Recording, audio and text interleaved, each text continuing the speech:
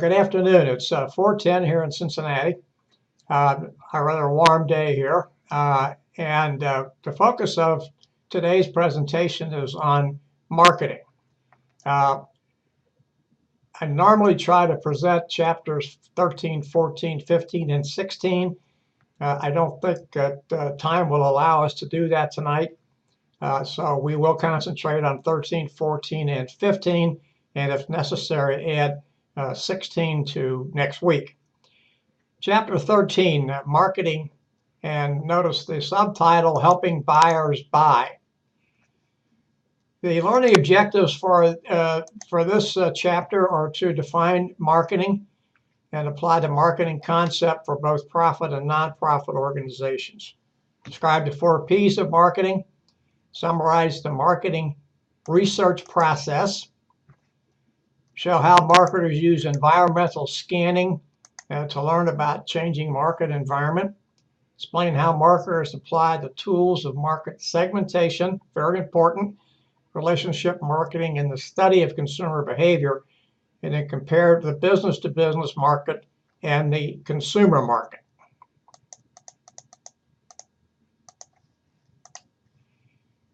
Well, here is the definition that we're going to use, which you can find in your book. And what is marketing?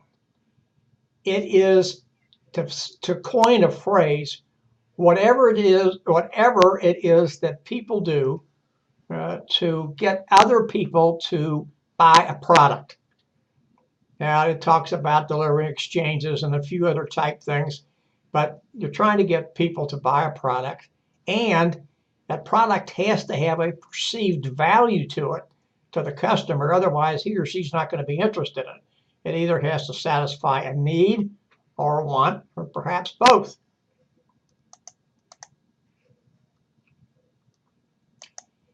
Marketing has evolved, and we're going to talk about the 4 eras of marketing here in just a second. We have a number of things like websites and blogs and things of that nature that tell a customer or a would-be customer the potential value of a product, its uses, etc. And of course, as the slide says in the second bullet, the use of the internet and other types of advertising media are trying to today build a relationship with the customer. That is, have the customer so satisfied with the goods or service that you're trying to entice them to buy that they're going to come back and be repeat customers over and over and over and over again. We've gone through 4 eras of marketing in the United States. They're not noticed here on the, they're enumerated here on the slide: production era, selling era, marketing concept era, and then customer relationship era, which is the era that we're in today. Notice the general philosophy of the production era. Make as much as you can because the market is limitless. Well, in fact, that's not true. It may have been limitless at one time, or at least thought to be, but that couldn't last. Eventually, the market is going to become saturated if you keep just producing and producing and producing, and then you're going to have a lot of product backed up in your warehouse, and you're going to have to pay storage and rent and a few other type things. So it's not exactly a very good philosophy or tactic, if you will, to keep producing, because sometimes it's going to wear out. Now, if you want to put that into some type of an analogy for today, the oil-producing countries, especially Saudi Arabia, leaving the United States out, especially Saudi Arabia, is continuing to produce. And if you noticed what happened back at the latter part of last year, the prices for oil per barrel were down around $25 a barrel. Now, it might be a little bit too low, but not a whole lot low. And the result was we were paying prices at the gasoline pump much less than what we paid for years and years and years. Now, if you have noticed, the price of fuel has gone back up because the price of oil has gone back up. does not seem to be attributed to the fact that there's less amount available. What it seems to be is that more people are using it again, and so it is helping to lift some economies. And of course, some economies really need help, especially a country like Venezuela, which that's its primary source of revenue, and it has been suffering with widespread inflation and loss of supply and things that are really needed. So that was the general philosophy of the production era, and we still see some of that today. People trying to go out to corner the market and a few things like that, produce more than your competitors will, and then you'll have the lion's share of the market. After we got away from that mass production and produce as much as you can philosophy, then we had to get into coaxing people to buy, maybe because there was too much product on the market, and that wouldn't last for a very long period of time. So then we moved from that era, if you will, to what was known as the marketing concept era. And what we had here talks about the end of World War II.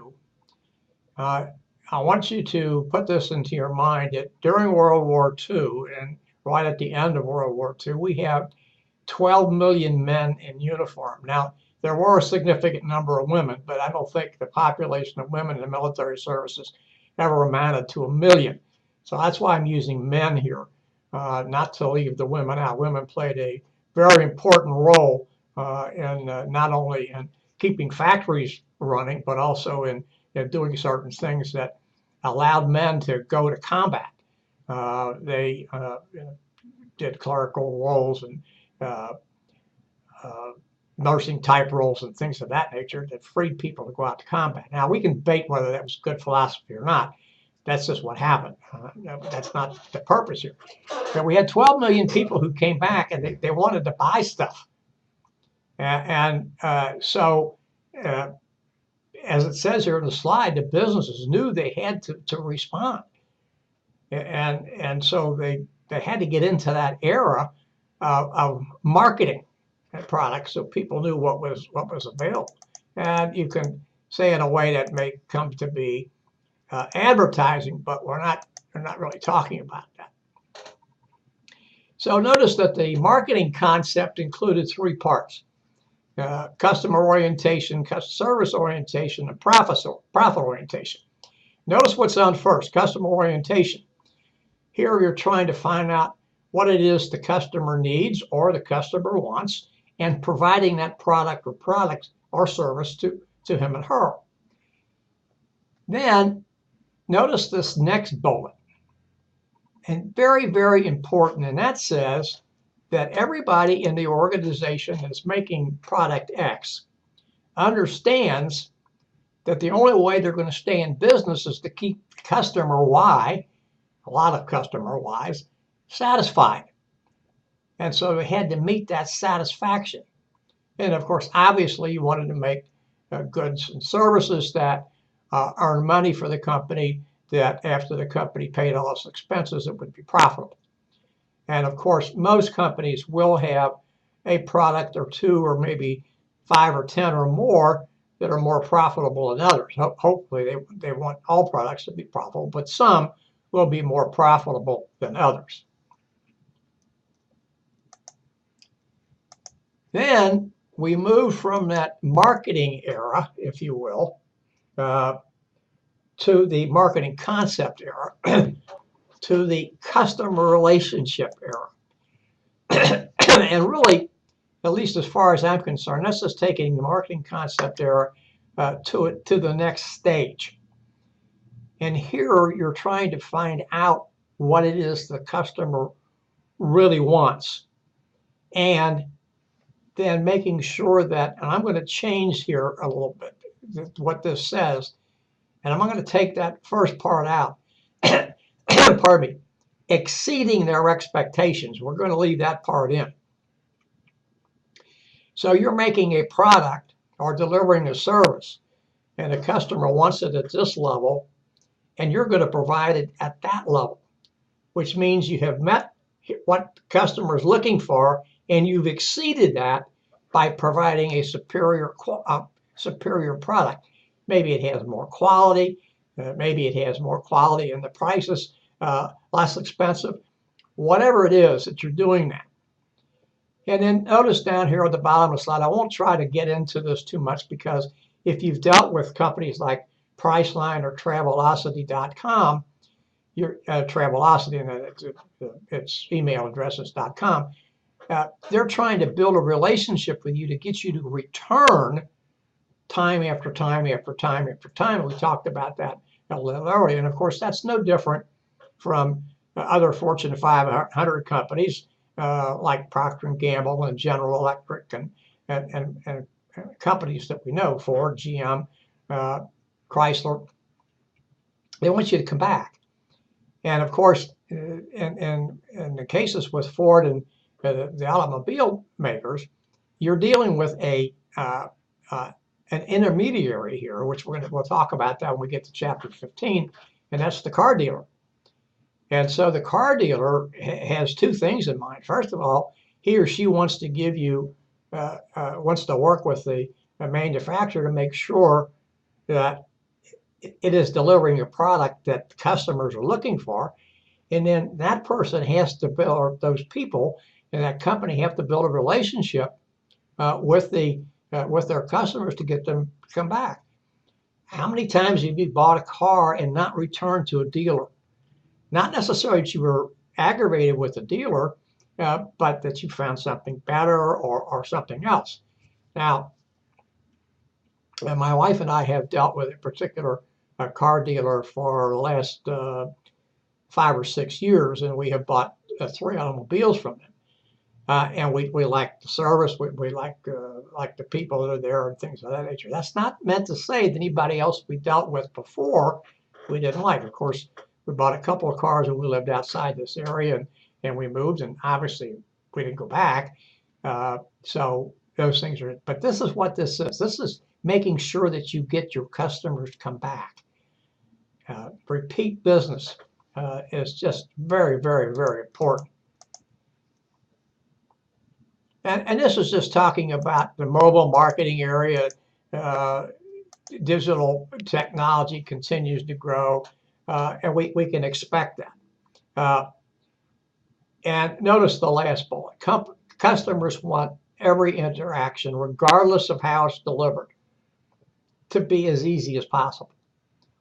They don't get convoluted. Think about sometime you went onto someone's website and it was so confusing, you just said, I'm finished. I won't come back. Those are things that how many times you walked into a restaurant and gotten poor service and said, I won't come back. It wasn't you didn't like the food or something like that. It was your service was poor. And my wife and I went out with friends a couple of weeks ago to dinner, and the other gentleman said, the food was served to him was cold. It wasn't supposed to be cold. It was supposed to be hot. It was a nice place. We probably won't go back. Those are things that are very important. And of course, service with a smile. I'm not. There's a lot of interesting bullets on this slide. I'm not going to go through them because everybody understands. Everybody has their own story about what is good service. But being pleasant and smiling and things of that nature are very important. We have an old saw in this country that the customer is always right. In fact, that's not true. I think we all know that, even though when we're customers, we always think we're right. But an establishment that's in business to do business with customers on a repeat basis cannot afford to take any other type tactic.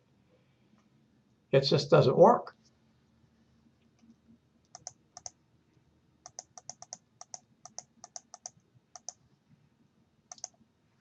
Nonprofit marketing is much different. One that is probably the same, and we're going to talk about this, we may not get to it tonight, is public relations. That's in chapter 16. But notice they have special campaigns and they do certain things. And one of the things they're trying to do, and by the way, promotion does this, not just for nonprofits, is changing public attitudes and opinions. That's what nonprofits are trying to do. Or perhaps a better way to do that is to say that is to get the public to buy into the message that they are promoting and to support that. And that's obviously the message, but support the nonprofit that they're trying to do, whatever that happens to be.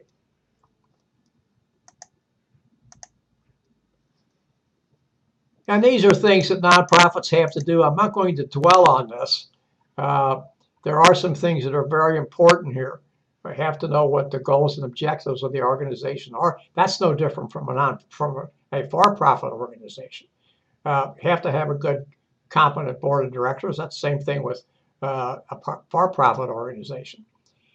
One thing that is maybe not quite the same, although that for-profits will do, is looking at target markets and segmentation. Probably more critical for a nonprofit organization because it's not a one-size-fits-all thing. I mean, you're not selling detergent or bar soap or something of that nature to the mass market. You're trying to talk about a particular item. Here are the 4 P's of marketing. Notice they are product, very most important thing, what you're trying to do, the price of the product, the place, and promotion. You can see the 4 P's displayed down at the bottom of page 366 in your textbook.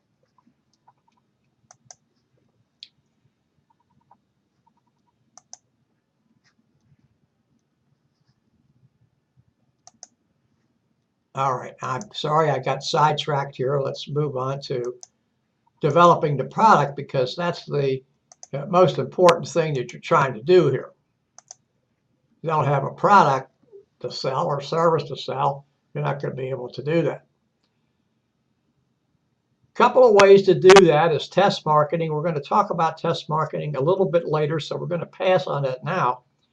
But then to have a brand name, and again, we're going to talk about brand name a little bit more important, but you have to realize that the brand name is what many companies use to differentiate themselves from someone else.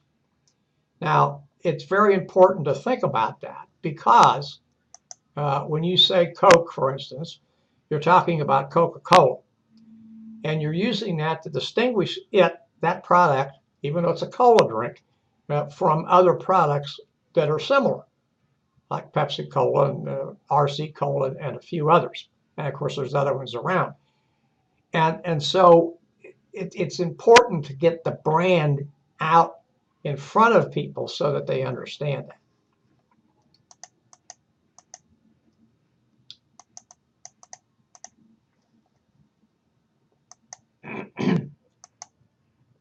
We're going to talk more about pricing, but pricing is really a combination of factors that go into deciding what to sell a product for, what your competitor is doing, how much it costs you to produce the product, distribution, how you're going to distribute it, and then there's some things like high-low price strategies or other type strategies, which we'll talk more about when we get into the pricing end of this equation. And then we talk about middlemen who are wholesalers and people of that nature. We're going to talk more about that in chapter 15. Then we're going to, now that we have the product out and we got it where we want it, we have the price and we have it where we want it to be, we have to promote it. We have to get people to notice the product and to want to buy the product. So a number of different techniques we use is advertising, personal selling, public relations, etc. One of the most effective is by word of mouth.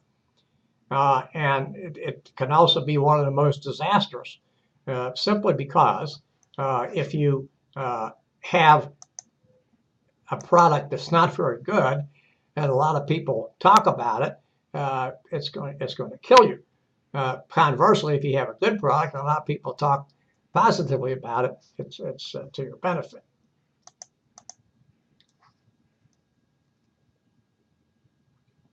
Perfect promotion. Well, I would like to say there probably is no such thing, but certainly companies aspire to do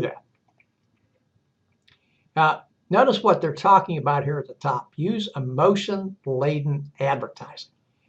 Appeal to people's emotions in some fashion to get them to want to buy that product.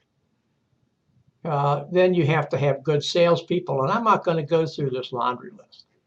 But if a salesperson is not enthusiastic and he or she does not connect with the customer, everything's off. Not going to happen. And in connection, that's showing interest in the customer and listening. And that's a very critical element. This just talks about web designs and issues with web designs. And if you don't have probably a good web design, you're probably not going to be able to sell things. So we're going to talk about some of this stuff, and I don't mean to use that term. We're going to talk about some of the items on here as we go through, talking about promotion, etc., and doing some market research. And we'll come back to this. Some of this, you can look at this, and some of what I'm going to say will resonate with what's up here, because it just doesn't apply to the web only. It applies to other places as well.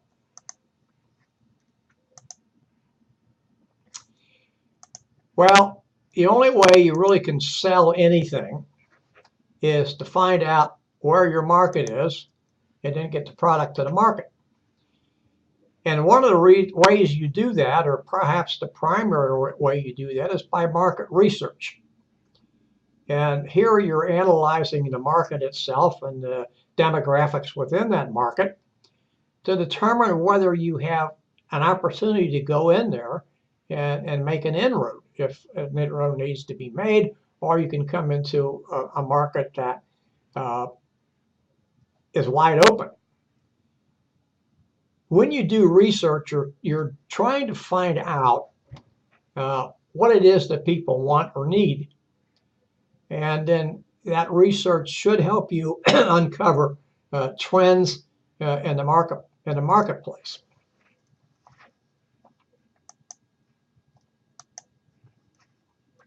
So what we're doing here a little bit in market research is somewhat like the decision-making process we talked about several chapters ago.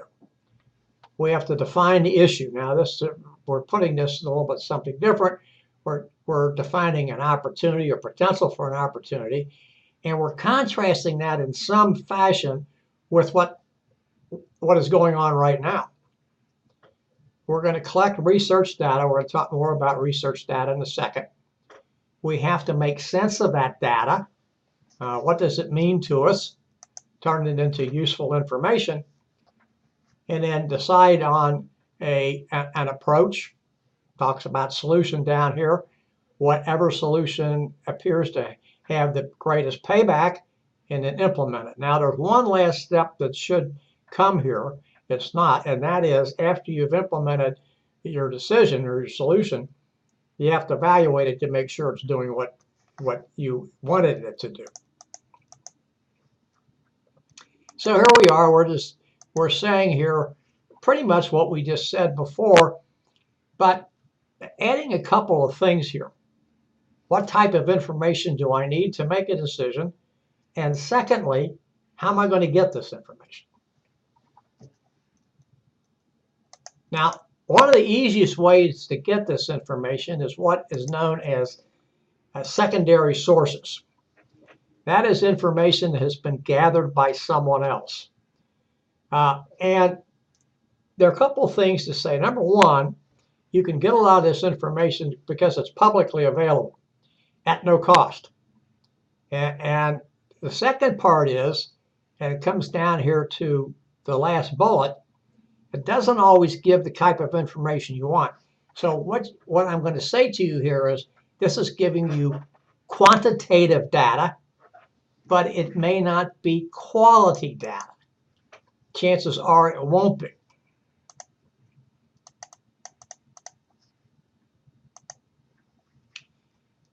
Primary research, on the other hand, is what it says there. It's in depth. It's gathered by different people and gathered in different ways. It could be done by telephone, could be done by a telephone survey, online survey, could be done by, as it notices here, personal interviews, could be done in a focus group. So it could be done a lot of ways, but here it is the marketer or marketers actually going out and interacting with the public and asking them various questions. Now, of course, there's direct interaction and indirect. Indirect would be mail surveys and things like that. Direct would be telephone calls, internet, and then face to face in some fashion. Focus group is exactly what it says. You get a number of people together and you discuss and communicate with each other.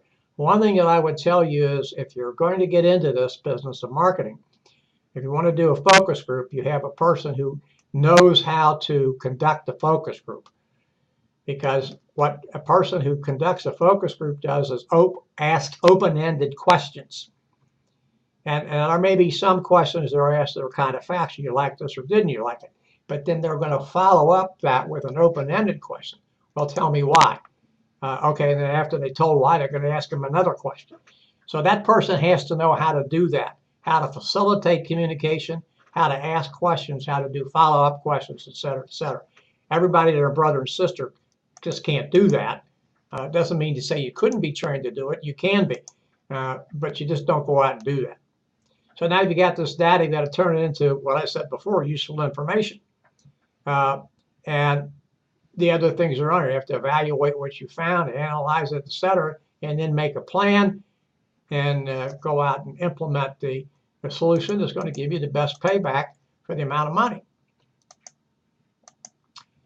And this is what you're doing with that information. Notice it all analyzes. Customer needs, wants, their satisfaction, what we have, what's available today, what's not available, what your competitors are doing, whether your competitors have been successful or haven't been successful, and why. All information that's very important to gather. And this is a repeat of what we talked about, except here, listen to competitors' customers, because you can get information from them, assuming they're willing to give it. Most people are, and allow you to improve about what you're going to deliver. And then you have to do some environmental scanning. What makes us successful? There are a number of factors, and if we don't want to go to the global factor, we look at sociocultural factors, and we look at competitive factors, we look at economic factors, and other type things. I'm not going to go to the China thing. This is the marketing environment. Customer is in the middle. We have the 4 Ps on immediate concentric ring outside the customer. And then the environment, the global and sociological environment on the outside.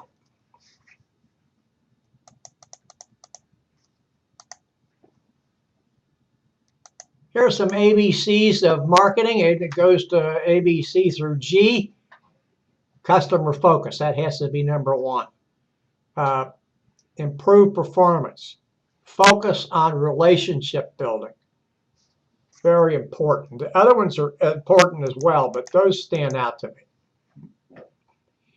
Now, there are 2 kinds of markets that we've talked about or alluded to. First one being the consumer market. That's us, end users. We are going to buy a product, and by and large, we're not going to use that product. We're not going to try to resell that product or use that product to make another type product. Okay, Now, we're not talking about mom buying Kool-Aid for the kids to go out and set up a Kool-Aid stand. That's different. But we're the end user here. We're not going to take that product and use it any other different way. The business market is different. The customers there may be buying the product for their own use. They may be buying it to resell it, or they may be buying it to use it in the production of other goods and services.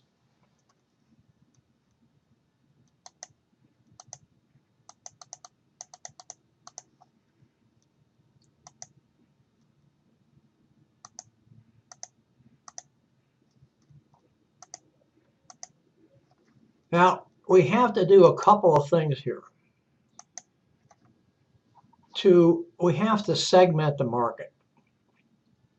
And we're segmenting the market to make sure that we are going to then find the target market. So we're segmenting the total market, whatever that happens to be, to find our target market.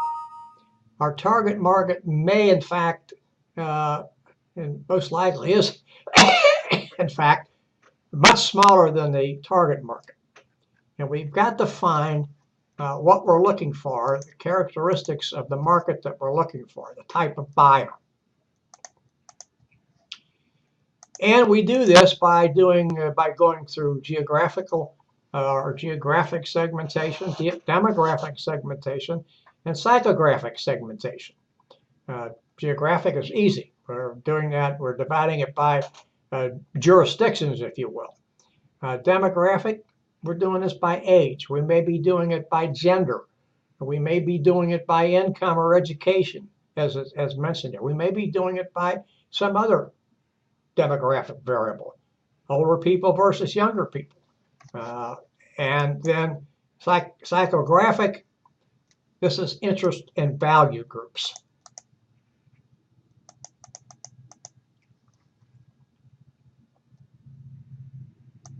And then we can divide the market into benefits of the product and into volume.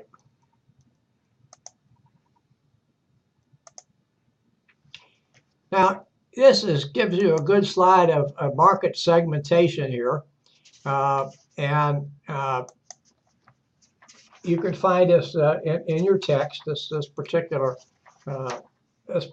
slide. It gives you a good idea of what we're trying to do with segmenting the market. The geographic, it shows up there. And you can see, by the way, you can see this on page 376 toward the bottom, figure 13.6.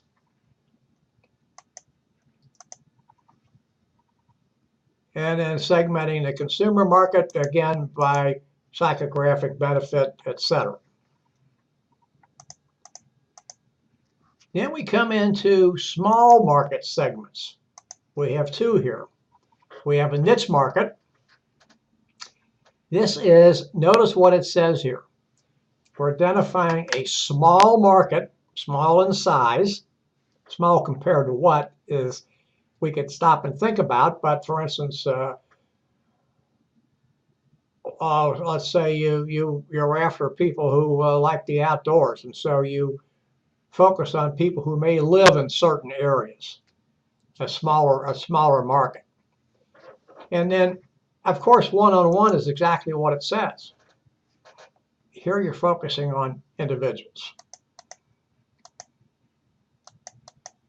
We do have and still continue to find what is known as mass marketing. And then we also have relationship marketing, which we talked about earlier on. Here are some keys to successful relationship marketing. And I think these are all pretty well self-explanatory. A couple of them stand out. True, honest, and ethical behavior, showing that you truly care. We've kind of talked about those a little bit. And we're repeating. Decision-making process for the consumer really follows what the decision-making process we discussed a couple of chapters ago. We're recognizing an issue. It says that use a problem here. May not always be a problem. We're going to try to find as much information to solve our issue as possible. We're going to select alternatives. We're going to choose between alternatives. We're going to make a decision to purchase something, and then we're going to evaluate our purchase when we're finished.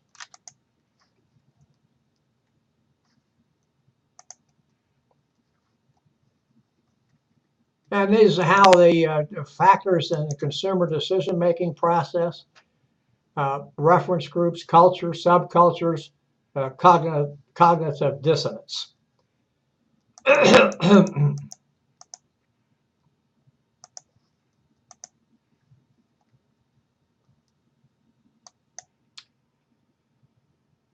Now, notice that marketing can be challenging in either the, the business-to-business market, or the business-to-business market, or the business-to-consumer market, B2B, B2C. Always have to be concerned about brand awareness.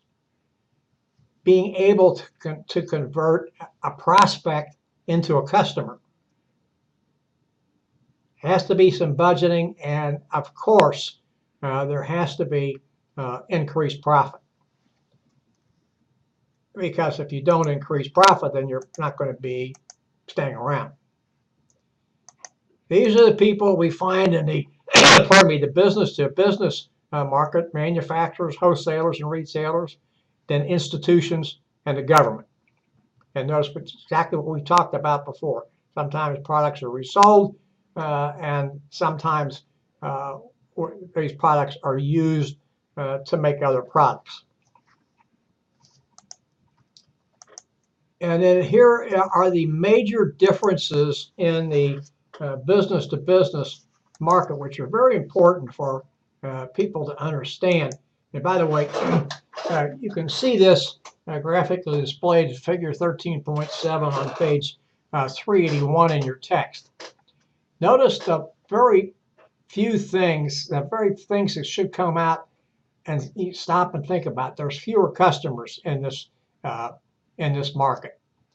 They tend to make larger purchases on the whole. The buyers, those people who are going to make the purchasing decisions, have been trained in that area. We've not been trained to buy anything. Perhaps our parents gave us a little indication about some things, but actual training, no, we've not gone through actual training unless we're a buyer. And then notice that almost down here at the bottom, almost every sale is negotiated in some fashion. We don't usually do that. It used to be you could go to a car dealer if you want to buy a new car and negotiate. For instance, how much would you sell the car to me if I give you cash today? That doesn't happen anymore. And the reason that doesn't happen anymore is because of the way finance is set up. The car dealer is going to get the money he wants once you go through a loan application, pardon me, and it's approved. He or she's going to get that money. And so it doesn't make any difference any longer. You might be able to negotiate a used car, but you can't negotiate a brand new car. Well, I'm not going to say you can't. If you're purchasing in the quantity, you probably can. But if it's just you buying one car, that's probably not going to happen. So there are some differences. It's very important to know those differences if you get into the business of selling to the business market. It's not quite the same. It's much different. Well, we are almost at 4:50, and I have finished chapter 13.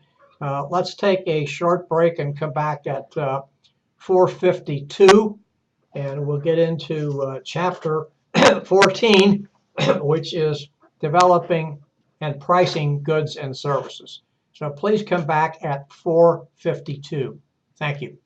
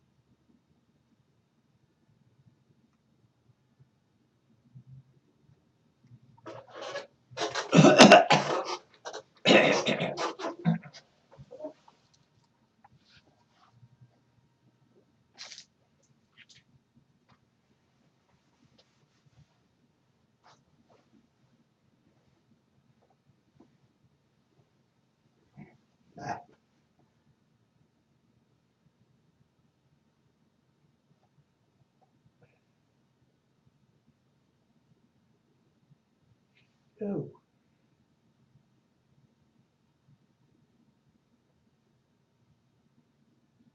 See if you can fix it.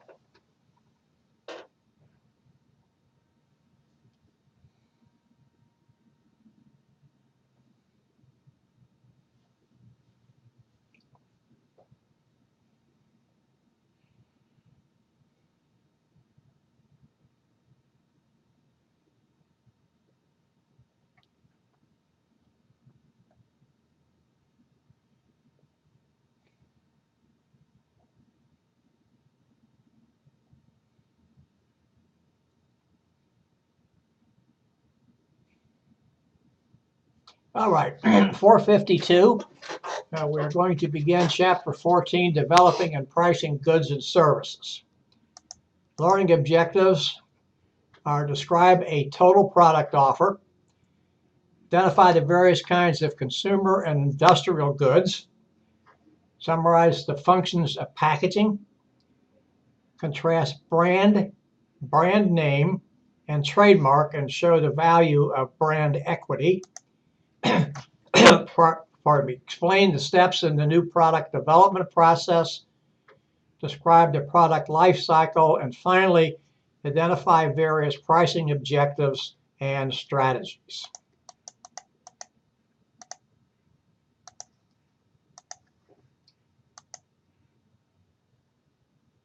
The most important thing that any company can do when it is trying to sell a product, and for the sake of this part of the discussion, we're going to talk about a new product or just visualize a new product, and that is offering the product that has a value to it, whatever that is, the values and the perception of the buyer, at a fair price.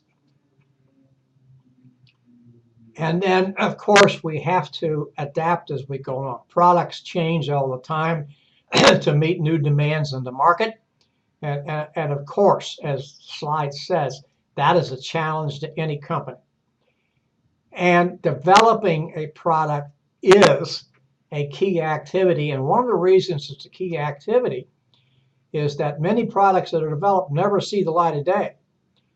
So we're going to talk about the product development cycle, if you will, or steps in the product development process, and understand that it is not something that you just turn on a light switch. It's just not something that that happens. We're going to pass that. And we're up just a little bit too much here. And again, we're talking here about social media. I'm not going to spend too much time on that because we want to talk more about the product and distributed product development. Pardon me just a second. All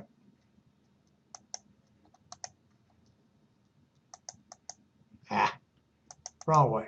Excuse me just a second here. I'll get right here in a second. Now, distributed product development is interesting because what it talks about, if you look here, let's read this so we understand. The handing off of various parts of your innovation process, often overseas. And what you see here in the picture, and it used to be depicted in the text, and I don't see it depicted as well as it used to be. That's a picture of McDonald's in France. I believe France might be in Germany. And so this talks about outsourcing, and in this particular thing is not outsourcing as much as it's having a franchise in an area. Sorry you left, Miss Perez Gordon. I hope you come back. Has a franchise in a foreign country.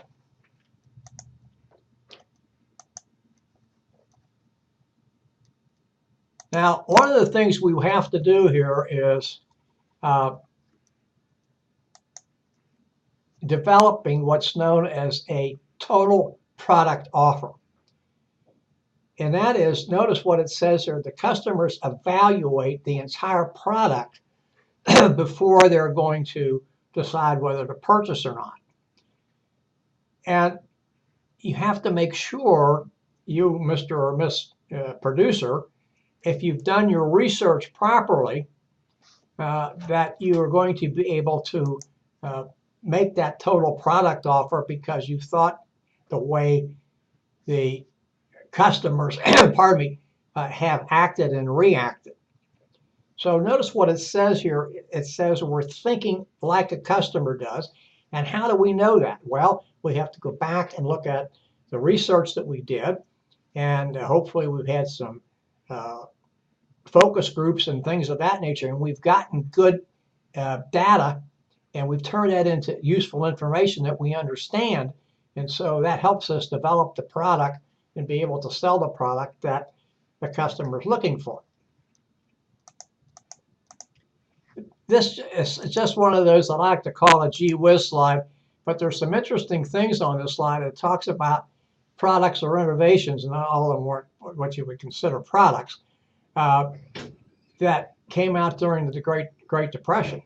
I noticed supermarkets in the 1930s, or in 1930. Laundromats opened in 1933. So those were ideas. They weren't so much product. They were offering services, etc.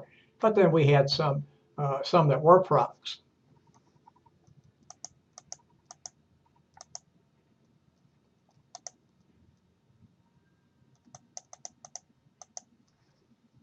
Now this particular slide gives us an idea of the potential components in a product, offering a product. And you can see this particular slide depicted figure 14.1 on page 393 in your text. And there are all sorts of things here, notice, but I want you to notice what I consider things to be on the periphery here. It may not be as much as important.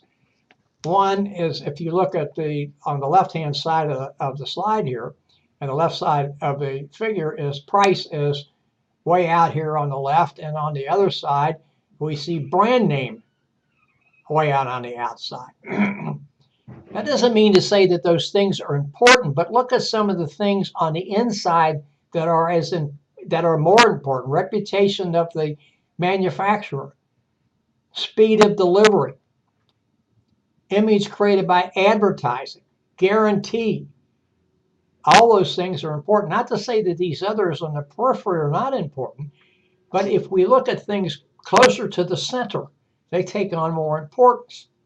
And you can think to yourself, how do I make a buying decision? What is it that I use when I make a buying decision? Now, don't think about convenience. Don't think about buying a gallon of milk or a loaf of bread or something of that nature.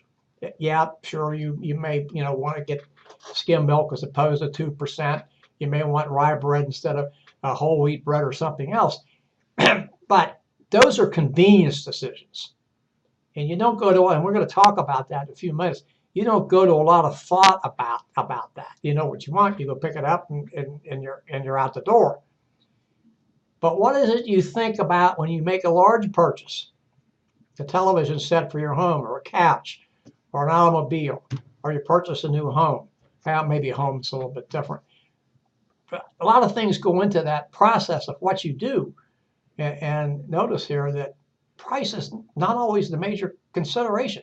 I'm not here to tell you price isn't important, but it's not always a major consideration.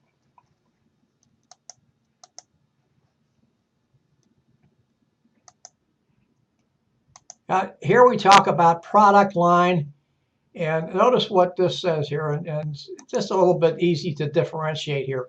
We're talking about products in a line of products that are very similar.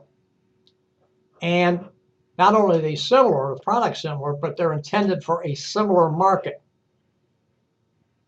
People that consume soft drinks, or soda, some people call it. A product mix, on the other hand, is a lot different. It's the number of different products that a manufacturer offers. And they use Procter & Gamble here as an example because Procter & Gamble offers toothpaste, cosmetics, and a few other things. Now, Procter & Gamble may be out of the toothpaste and battery business. Eventually, they're getting rid of a number of their products. They're trying to become a much leaner organization, not smaller, but leaner organization. Whether or not they're going to do that, I don't know. But they have sold a number of their a number of their cosmetic lines, and there wasn't, pardon me, there was an initiative to sell some of the battery line. Whether they will or not, I don't know. But I know that's in the offing. And then you have product differentiation. Now, product differentiation is really something that falls into two categories. It's either real or it's perceived. Now, if you look at this list here, bottled water, aspirin, laundry detergent, and shampoo. I'm going to stay away from fast food. You know, there's not a lot of difference here. Pepsi-Cola sold bottled water, and for a long period of time used to differentiate it. Said it was from PwC. Well, people found out PwC meant public water source, and so Pepsi-Cola took a big hit over it. I forgot what the product was. Took a big hit over that. But, you know, aspirin's aspirin. And so is bottled water. Now, you can get effervescent bottled water. You can get some, maybe it comes from a spring and someplace else. But for the most part, water is water, unless you do something to it or do something or make it somehow different. So here to change that, you have to do something. You have to make the price different. You have to make the packaging different. You have to advertise differently. Or you have to do all of those things. Otherwise, you're not going to get people to buy it.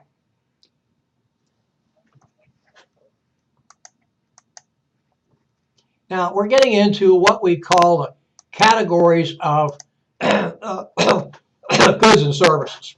And there are four, and we'll go through them. Convenience goods and services. Most of the time here, we're talking about convenience goods. Notice what's on the list here. Things like milk and candy and eggs and things like that. As I mentioned before, you purchase these things without giving a lot of thought and little effort.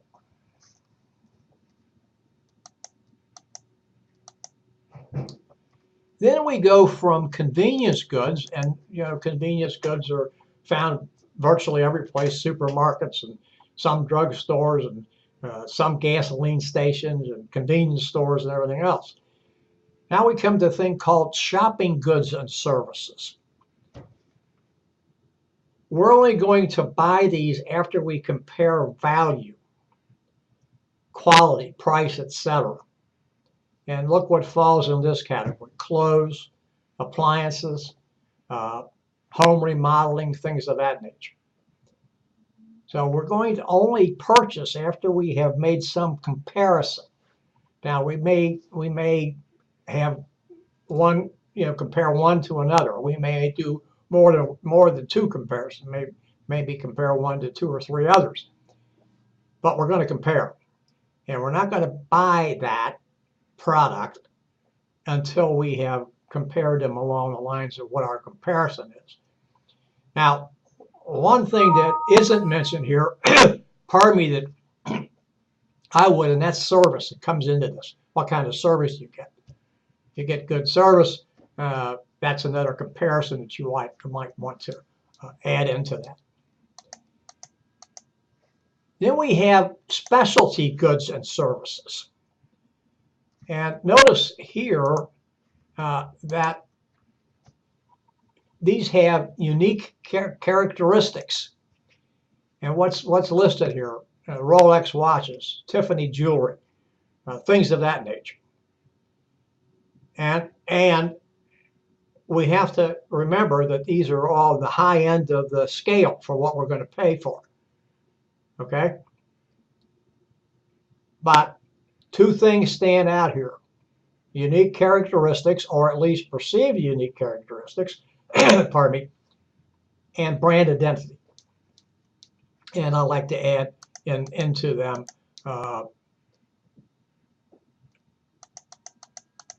tend to be on the high end of the scale. One here didn't come up. Oh, yeah, finally. And finally, the last category is unsought goods and services. Notice what is listed here, car towing services. You don't think about that until you need it. Perhaps funeral services, some other type things. So we know that these things are around, but we don't think about purchasing them until we absolutely have to have them. So four classifications: convenience, shopping, the high-end folks, those that are specialty goods and services, and then finally unsought. And this is just a little listing for you what category would these fall into, and I'm not going to continue that.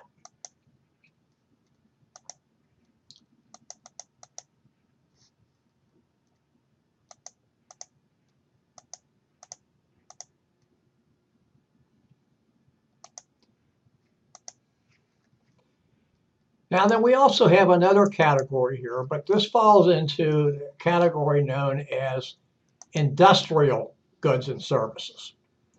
These are used in the business-to-business cycle, or business-to-business market, excuse me. And notice what they have in it: the installations, capital items, accessory equipment, etc.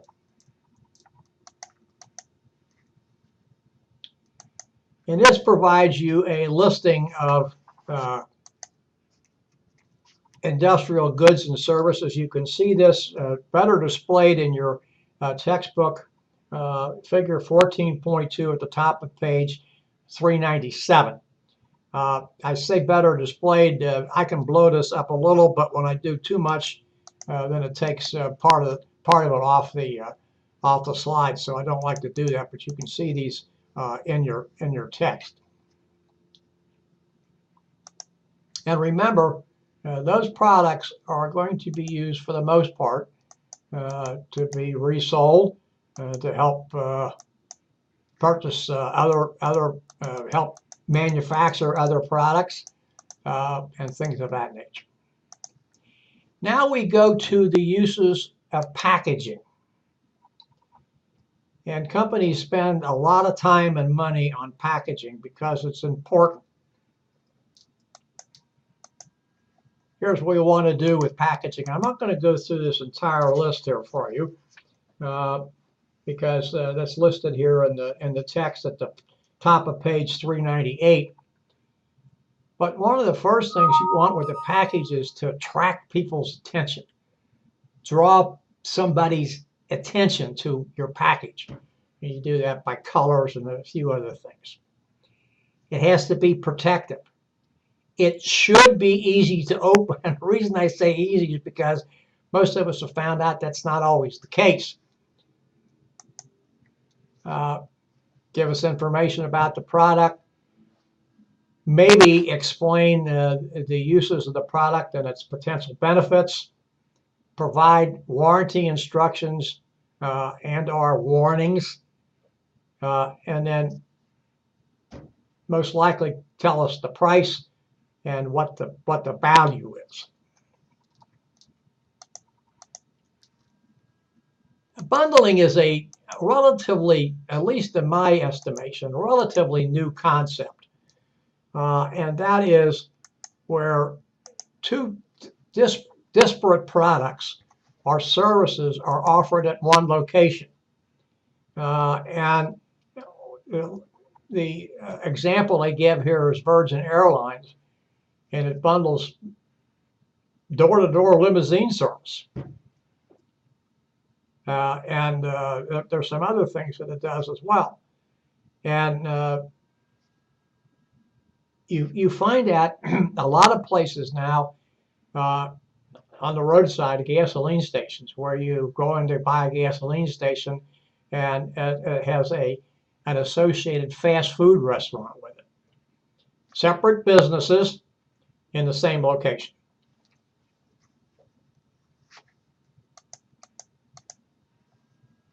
Now, one of the things we have to do when it comes to brand is we have to understand brand and why companies use brand.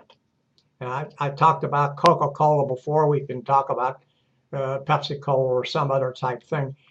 But that is, notice what it says here at the beginning, a name or a symbol and or a design that is used to identify and differentiate, even though it may be the same, this particular product from something else.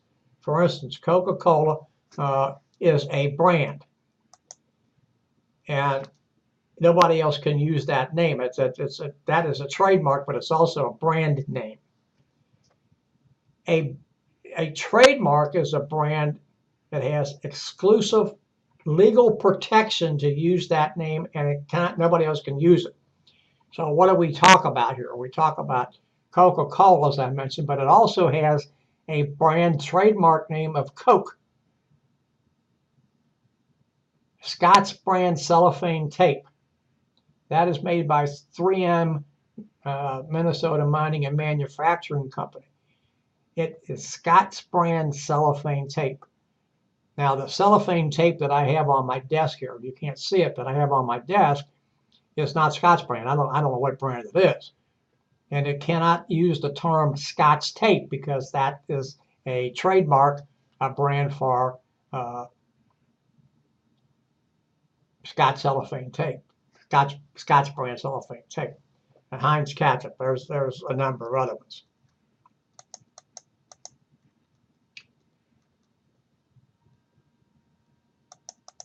Now we're going to pass that particular slide. And then we look at key brand categories, or manufacturers' brands. Notice here, brand names, manufacturers that distribute products nationally. Then dealer or private private label brands, a product that carries the retailer's name but is manufactured by a national organization.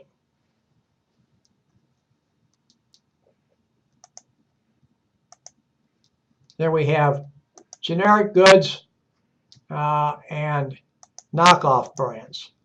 They are different. Generic good is something that is sold similar to a brand name product at a very, very deep discount. And then knockoff brands are exactly what is said here. They are illegal copies of a nationally known brand. Brand equity, brand loyalty. Brand equity is just the brand and its associated symbols. Brand loyalty is the degree to which people will only buy this particular product. And when I used to deliver this course in a face-to-face setting, I would go around the room and ask students what particular thing, a brand, would they not substitute. And I got all kinds of answers. It doesn't make any difference what the answer is, but people will say, I won't take a substitute for that. I have to have that brand for various and sundry reasons. And by the way, all those reasons are not necessarily good reasons. I mean, or maybe I should say not necessarily good, not necessarily follow logic. It's good reason because that's what the person thinks. I should not have said they weren't good reasons, but they're not necessarily logical reasons. And there's nothing wrong with that. But it's something that people want to hold on to because they have some ideas of things.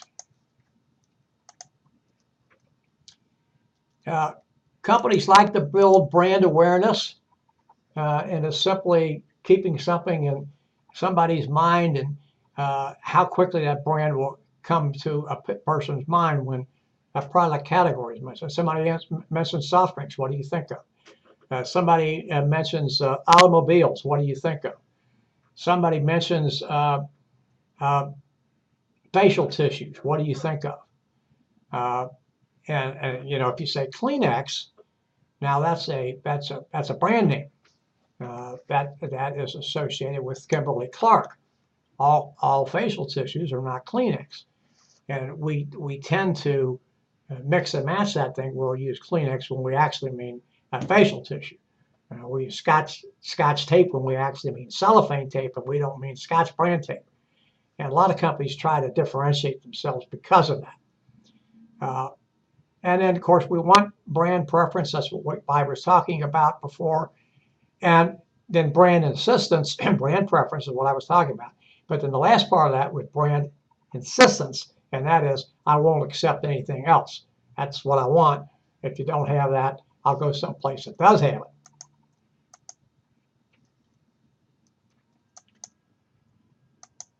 Brand images is just what this says. We're linking the image of the brand to something or some person or symbol that we can relate to. And then a brand manager is a person who manages that brand for a particular company.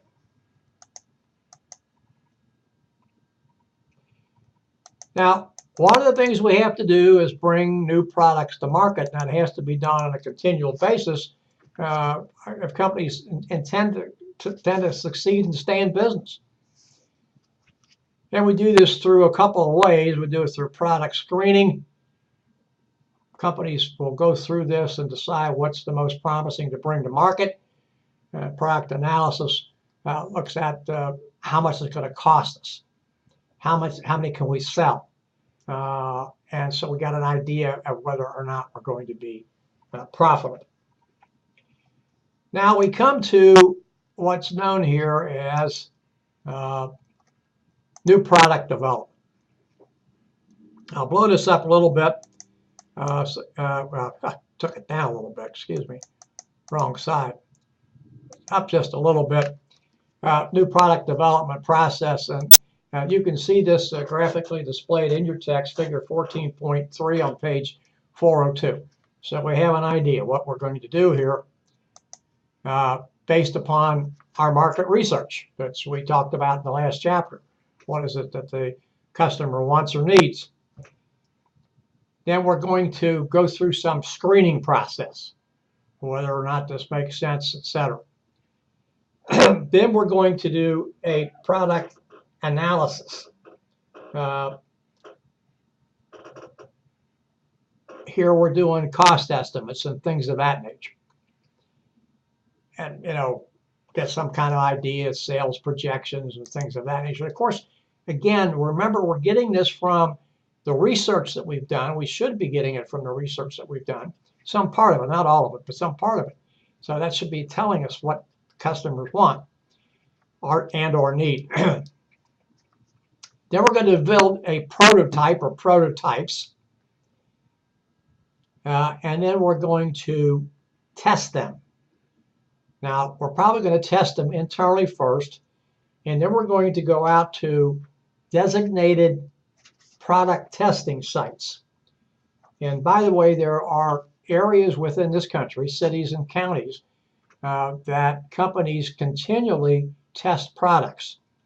They're done for various and sundry reasons, but mostly because there's a good income base, there's good demographics, and you know, maybe college-educated people or universities that are close, so you get students involved in this and things of that nature. And then finally, commercialization. We're going to put it onto the market. And as I said before, we don't see these all the time because companies spend a lot of money and they're not going to bring something to market if it doesn't have good potential. Here's a bringing how products have come to the market, and talk about this a little bit, you know, do this slowly, not go too fast, and then package perfectly and things of that nature. Here's the concept testing that we talked about before, and then commercialization, which again we've talked about, promoting the product right type of place. Products go through 4 cycles in their life: introduction, growth, maturity, and decline. Now, I want to tell you that just quickly that just because a product has gone into a growth cycle and it's been in that growth cycle for a long period of time does not mean it's immediately going to go into decline. And I use an example here of Tide laundry detergent. Tide's been around for many years. And the last I knew, it was still the #1 selling laundry detergent, at least in the United States and maybe even in the world. So it is still either growing or it's in maturity, one of the two. But it does not have any indication of decline, even though it's been on the market for well over 60 years, and maybe longer. And my point is that just because a product is either in the growth stage or in the maturity stage, or especially the maturity stage, does not mean decline is next. So how does Procter & Gamble continue? They keep refining it. They keep coming up with new ways to make it more appealing to customers, and they've done that. And you know, that's done through customer focus groups, doing research and things of that nature, which all are important. And just because you've done research one time on a product doesn't mean you can just stop and say, I don't need to do it anymore. So let's just look at these. By the way, you can see this graphically displayed, the product life cycle here on page 405 in your text, figure 14.4. And it gives you an idea of where we are going with certain products today. And I think it kind of bears looking at. Electric cars are still all electric cars are still in their introduction stage, and the prices for those are very high. The hybrid cars are in the growth stage, and there's still growth, although some may tell you that they're actually closer to maturity simply because we have more and more electric cars coming around. The price for the hybrid cars has declined. Now, yeah, okay, somebody's going to tell me, yeah, you're going to pay more for a hybrid car today than maybe you did 4 or 5 years ago. And I can put myself in that category because my wife and I have a hybrid car. We had a hybrid car before that. Actually, they're my wife's car. And we paid more money for this last one we bought in August. But it gives us more. And so I guess by balance, it's probably pretty close to the same amount of money. Then we talk about things that are in maturity. Smartphones certainly are. But notice what's happening here. The profit is going down a little bit. And then we have that are in decline, and that they're not going to come back. And so we have to look at that. This is the life cycle and the marketing mix. Get some kind of an idea of that. This will give you a pretty good idea if you look on page 406, figure 14.5, in marketing mix elements. And then the next slide, which is the product life cycle stages, sales, profit, and competition, which is the immediately beneath that, 14.6. Also on the same page, figure 14.6, as I mentioned, also on the same page. And I just want to reiterate what I talked about before. Introduction stage, you're not going to be selling too many. Growth stage, a lot of sales. Profits are going to be high. Maturity, and I have a little problem with maturity. And notice it says declining profits. I'm not so sure how accurate that is. I think that the profit may not be, the percentage may not be the same, but the profit is probably going to continue, and the decline is just simply decline. Well, we price products for various and sundry reasons. Obviously, return on investment to get a profit. We want to make sure we get a lot of people walking in to buy or going to the internet to buy. Have more sales, bigger part of the market. Perhaps create an image. We can do various and sundry things to do this. Target costing. Competition based, which means we're going to base our price based upon what the competition is charging, maybe a little higher, maybe a little lower, a little higher showing better quality, a little lower trying to get into the marketplace. We can do a break-even analysis. I would not recommend that because you're not going to make a profit. You don't make a profit, you're not going to be in business.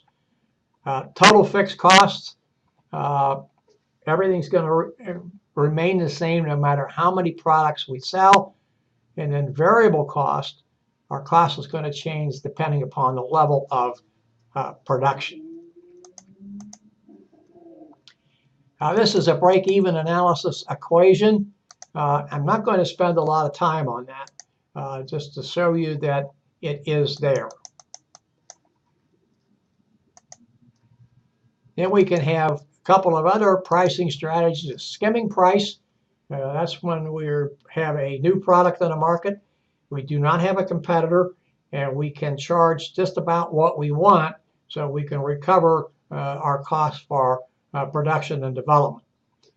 And penetration is exactly what it says. We're pricing here to get into the market. And we may, if we're big enough, because we set our price at a certain level, discourage competition.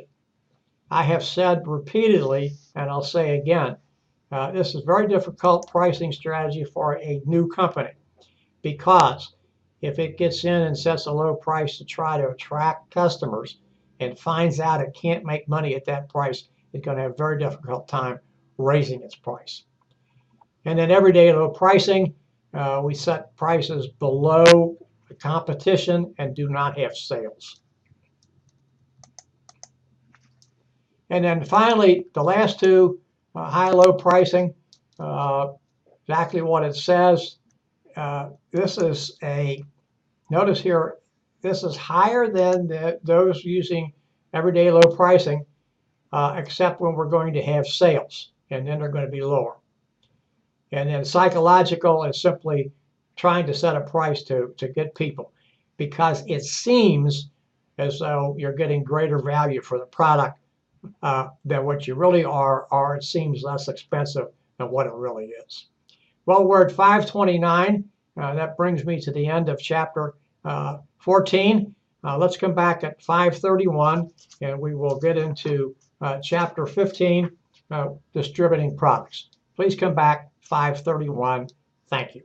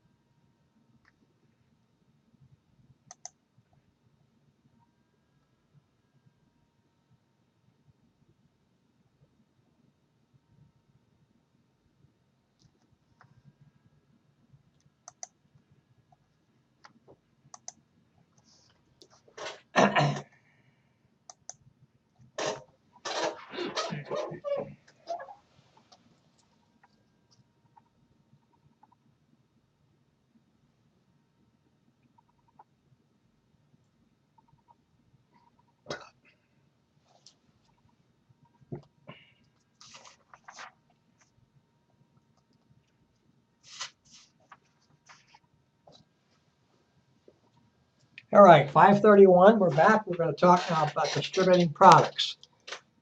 And our objectives are to explain marketing channels.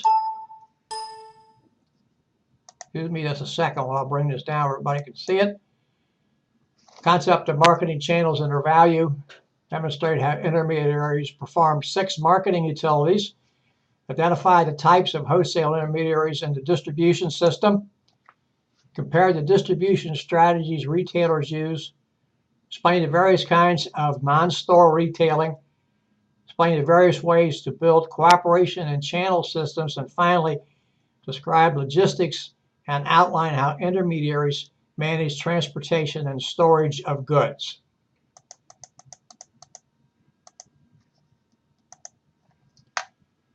Intermediaries. Notice what it says here. Channel of distribution. A group of marketing intermediaries that join together to transport and store goods from producers to consumers. Some of them will take possession of product. All of them do not.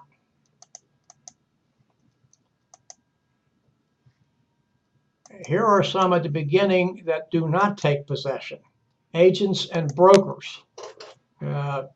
Agents and brokers are intermediaries who bring buyer and seller together to help foster an exchange, but they do not take physical control, if you will, or title, as it says here on the slide, of the goods or to the goods.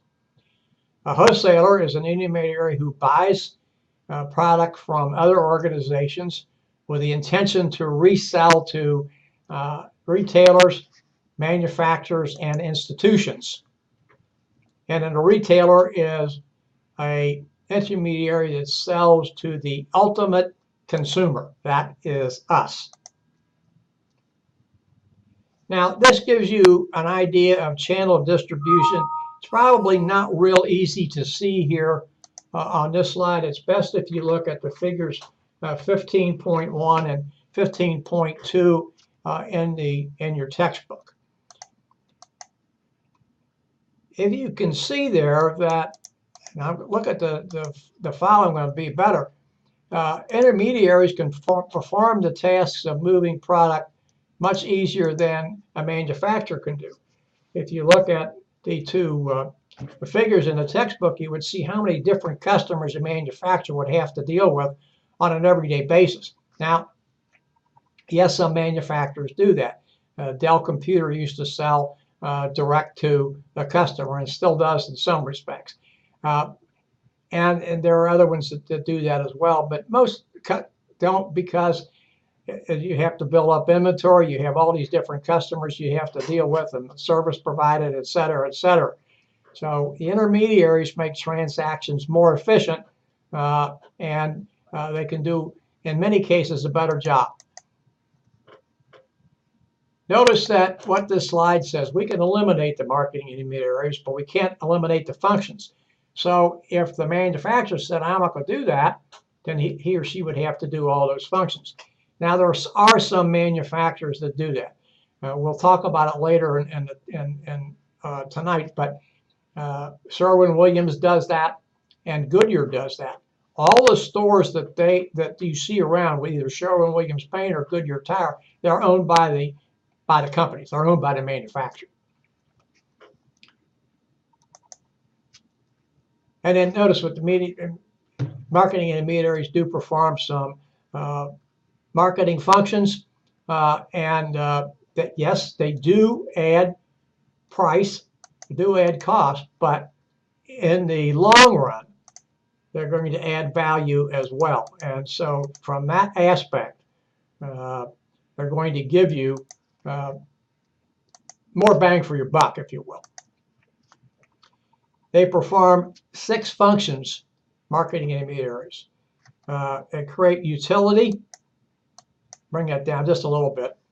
And by creating form, time, place, possession, information, and service.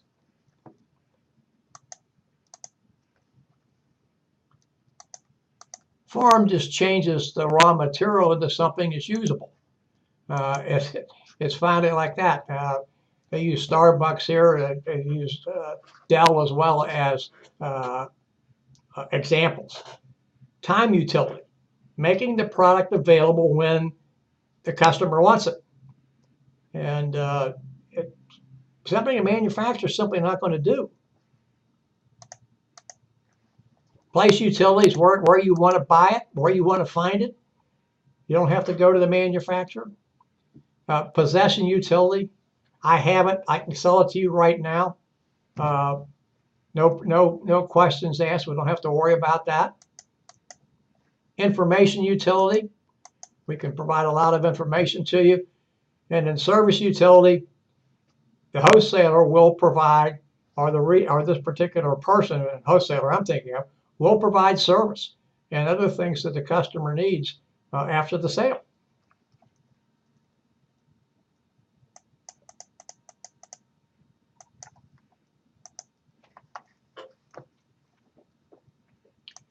Wholesalers normally are in the B2B business, business to market, business to business market.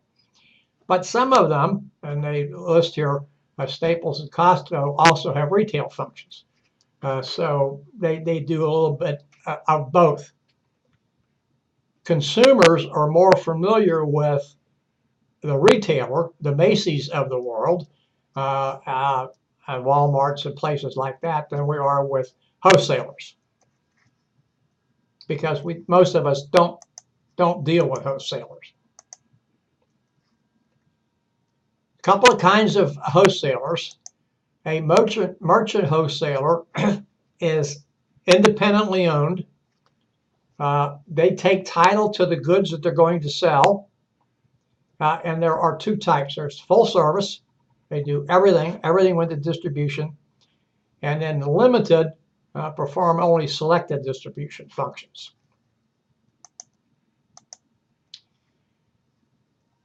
Here's limited types of limited wholesalers. A rack jobber. This person furnishes the racks, shelvings, etc. And then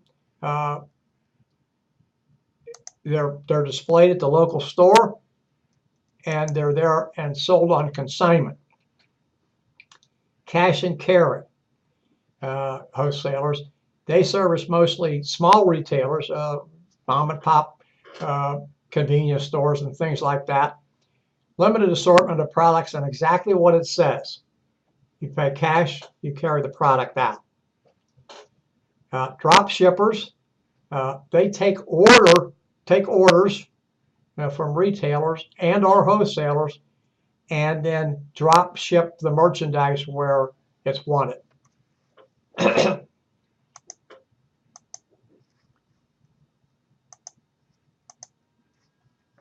And then we talked about agents and brokers. Again, they're a little bit different.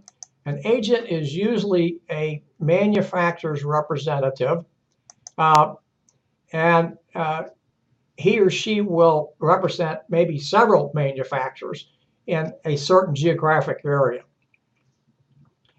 A broker usually represents clients on a temporary basis, so they don't have a long-time relationship.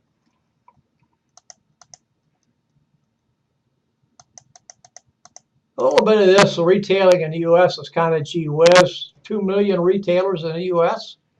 And notice it says not including websites, and they employ over 5 million people.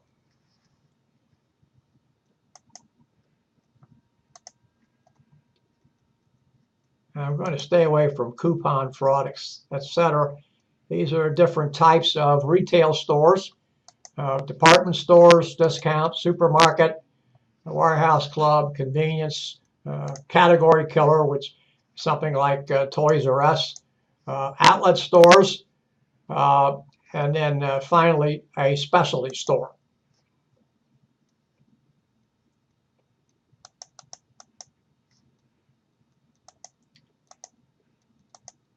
Skipped over too far, I'm sorry.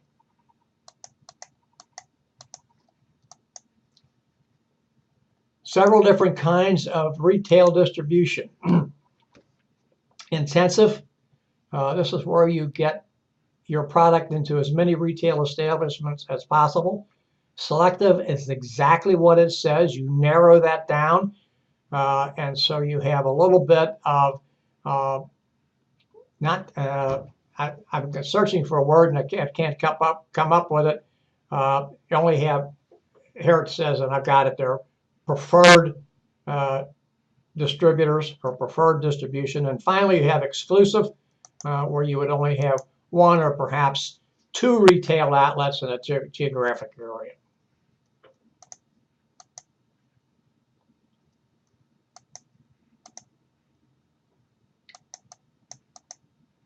We know what electronic retailing and telemarketing is.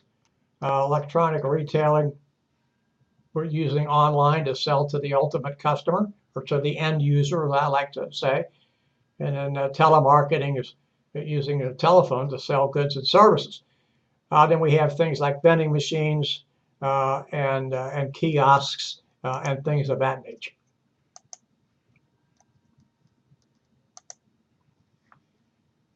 Within retailing, we have things like direct selling, and that would be coming to a customer's home and selling product.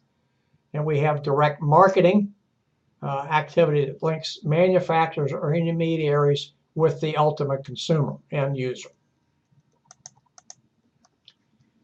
We have four types or four systems of channel relationships, channel distribution relationships: corporate distribution, contractual distribution, administered distribution, and then supply chains.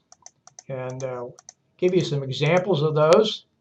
Corporate distribution is what I mentioned before, Sherwin-Williams and Goodyear Tire. Administered distribution, notice that here is where the producer, the manufacturer, manages all the marketing functions at the retail level. And here are examples of Kraft and Ralph Lauren. I skipped over contractual, and I'm sorry about that. This would be actually things like franchises, wholesale sponsored chains like IGA and Ace Hardware, and retail cooperatives. Notice here what it says, that members are bound to cooperate through contractual agreements. And in supply chain, various activities organization must perform to move product from one place to another to the ultimate customer. And the supply chain management is managing all the activities that go into this and the movement of goods from one place to another one. We have a graphic display of supply chain, and we have two ways of looking at this. So supply chain, notice, goes all the way from the supplier's plant, manufacturing facility, if you will, to the customer.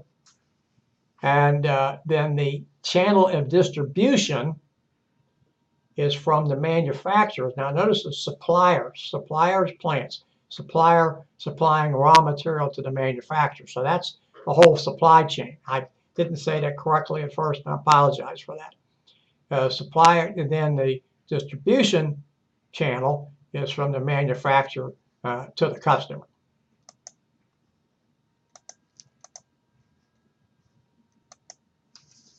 The logistics is just doing things in the supply chain that you need to do. Planning, implementing, controlling the flow of product from place of origin to the ultimate destination. Inbound logistics is exactly what it says. Brings raw material in.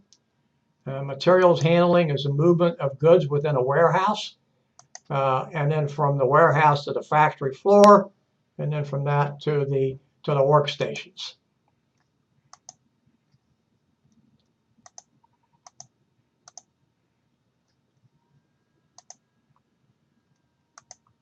And we have outbound logistics as finished products to the buyer. Reverse logistics, bringing product back. These are the types of transportation modes. We have rail, trucks, pipeline, ships, and air. Notice that trucks usually are probably the quickest, and of course there's some cost associated with that, and you have to figure out what's best. You can see that graphically displayed in your text at the top of page 436. We have freight forwarders, intermodal shipping. These are logistics specialists. Freight forwarder, many small shipments together create one large shipment. Intermodal shipping, exactly what it says. They're doing a lot to move product to the end space.